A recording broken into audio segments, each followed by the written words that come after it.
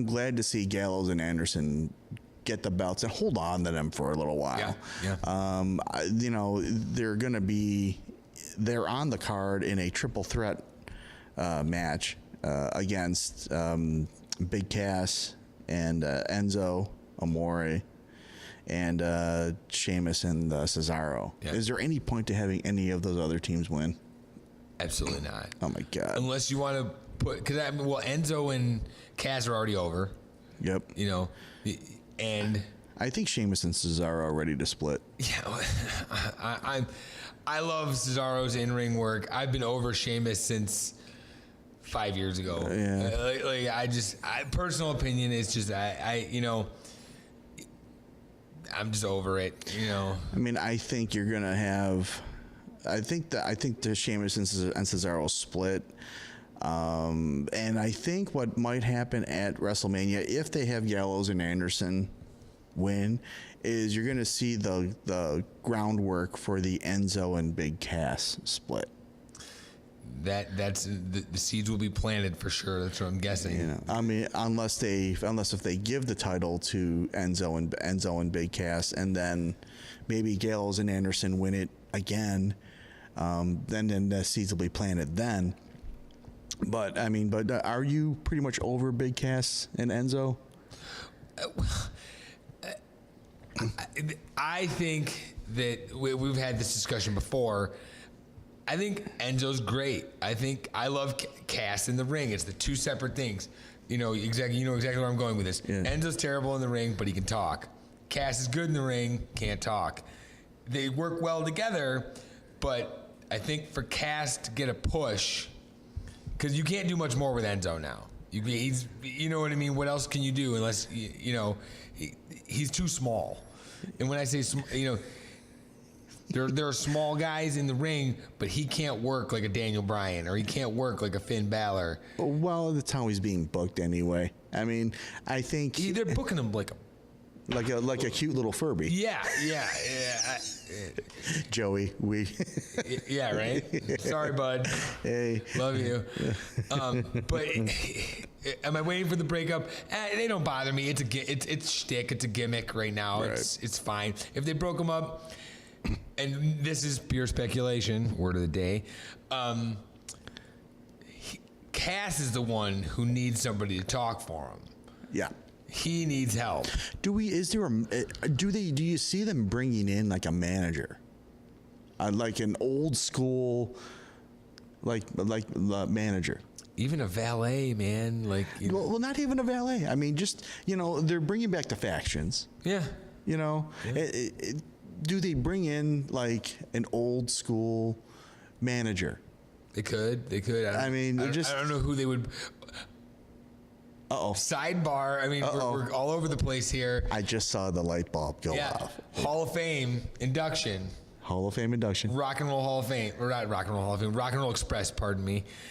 Who's inducting them? Jim Cornette. Jim Cornette has discussed the possibility of working with the WWE again. You talk about old school manager. There you go. I had to open my mouth. Yeah. I've been... the buzz is there. Now, I'm not saying this is anything fact-based. I'm going off of pure speculation. And, yeah, that was it. Jim Cornette, tennis racket, let's go. Oh, my God.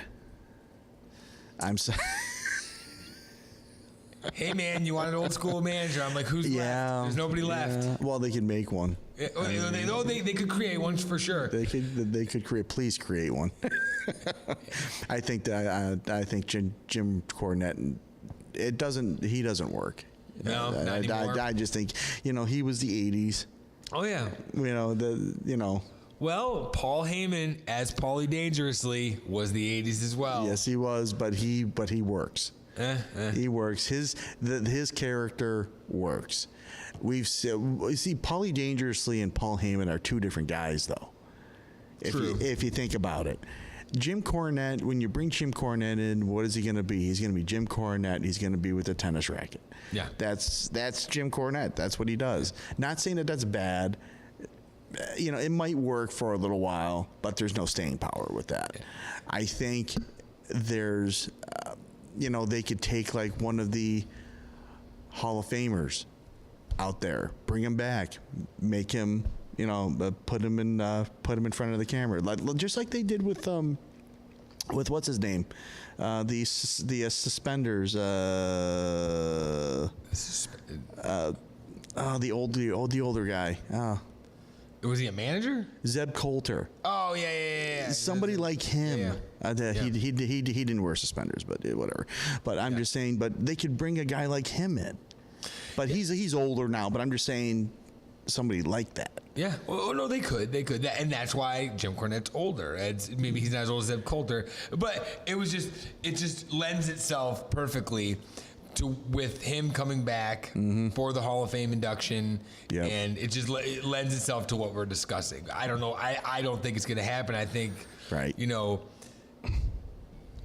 it a 1 in a million shot that he actually ever gets on, other than the Hall of Fame, that he ever gets on WWE television again. It's a 1 in a million shot, but it was there. What about bringing somebody like Shawn Michaels in as a manager?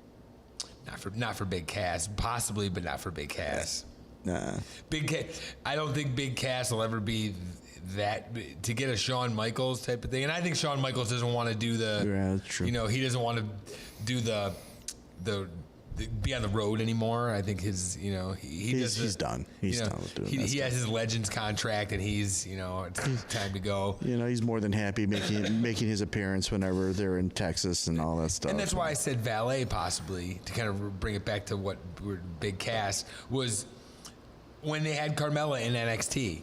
She was with Enzo and Cass, but I'm just saying, as a valet. As a valet, right? Whatever.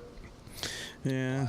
Well, I mean, it's definitely interesting possibility there to see what where they could go with that if they do split up Enzo and Cass. But I don't know. I just think that there's more. There's more out there, but we have to kind of sit back and see how they're going to do it, because depending on how they're going to do it, who becomes the heel, who becomes the face. I think Enzo's the heel. You think? He's so over with the kids, though, man. True. He's so over with the kids, and what they're all about? Selling T-shirts. Yeah, but well, here's the thing, though. If you turn Big Cass heel, he has to have a mouthpiece. Exactly. There's no doubt. There is no doubt about it. If he stays a face, maybe not so much. I disagree. I think that's the Roman Reigns point. What I was going to say was, if Roman Reigns turns heel, he doesn't even need to speak if he doesn't want to. He could just mean mug whoever's interviewing him and look at him and then walk away. He doesn't have to speak. Kind of like Brock Lesnar. He doesn't have to speak. If you're a bad guy, if you're the face, you got to talk. But you know what, though? What you have to keep in mind is, actually, if you really want Big Cass to be heel, have him grow a beard. That's why John Cena will never be heel, because he can't grow a beard. True. Valid point. And moving on to another match, your guy Baron Corbin against Dean Ambrose. Oh, I can't wait for that one. Can't wait. That's gonna be. I'll tell you what. That's like a dark horse match. Yeah. I mean that has the potential to be the match of the night, I think, because Baron Corbin is so over as a heel right now. It's not even funny. Yeah. I mean, it's the whole lone wolf thing. I mean, and I know I brought him up, to be possible like member of Triple H's faction. I wish they would give it a name already. But but I think him and Dean Ambrose together, because Dean Ambrose is very good. Yeah, he's one of those guys that speaks well. He can carry it on the mic. He can carry it in the ring, but he's too small to be the face of to be the face of the place. Absolutely. That's what I view Dean Ambrose as. Not that that's a bad thing, because he's doing well. He reminds me of and I use the term mid-carder, but I don't use that as a derogatory term. I use that as, in the 80s, to be the Intercontinental Champion was a big deal. Macho Man Randy Savage, Ricky the Dragon Steamboat, Tito Santana, all those guys were perennial mid-card Intercontinental Champion, and it was huge. The title meant something. Dean Ambrose, to me, if they can take that title and they, he's right there. He's where, as they say, in his wheelhouse. This match could be perfect for him, and I think Baron Corbin, this could be his coming out party for sure. This could be the one where he's, if he gets over on, because Ambrose will be, even if he loses, he'll be back. This could be Baron Corbin's coming out party for sure. This could be the one that really gets him in the spotlight. Because he's been kind of on the fringe. He won the Battle Royal last year, correct? Baron Corbin. He won. He wanted. Yes, he did. Yeah. So his trajectory's been going up and up, but it's been a slow burn. Yes. As I say. It's been, it hasn't been like a Roman Reigns where he's been rocketed all the way to the top. It's been a slow burn. And this could be the one that gets him over. A WrestleMania moment. Do I say this? I guess so. Book it. I'm calling my prediction. Baron Corbin wins that match. I think that. What if he doesn't though? I'm wrong, but no, yeah, you're wrong. Yeah. But I'm just saying, it's kind of like what happened to Braun Strowman.